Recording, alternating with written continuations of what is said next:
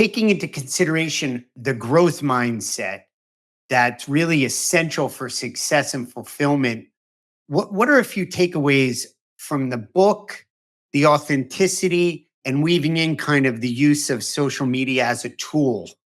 I'm a little bit all over the place there, but I yield to you, the expert, to clean up my mess.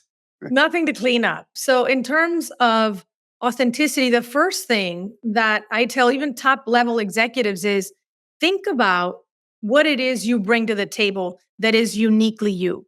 Most executives, Seth, and at whatever level you are, people have not even taken 2 minutes of their time to think about what I call the ingredients of their secret sauce. So it's an exercise that I do and I tee up during the keynote. It's incredibly effective.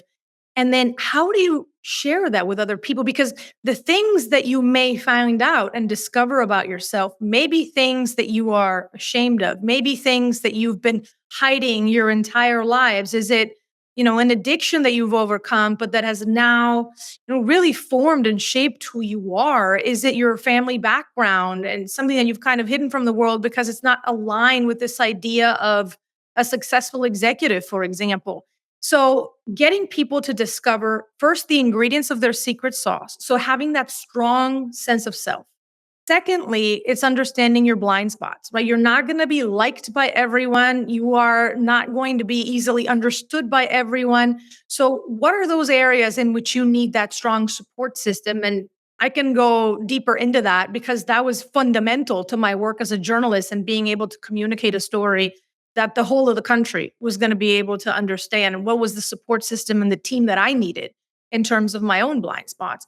And then thirdly, it goes back to this question of integrity. Integrity, if you want to stay in control in 2024, integrity, if you want to be resilient in terms of any shakeups or changes that come up in your life, because those are going to happen. There are going to be days where you're not going to want to wake up in the morning because of what you're dealing with. And when you have that sense of integrity and character and show up honestly in the world, it really begins with showing honestly about who you are. And then all the other things that you do throughout your day are going to be aligned with that. Yeah. Integrity can be the source of power and peace and creativity and love and affinity. And it's a very loaded word.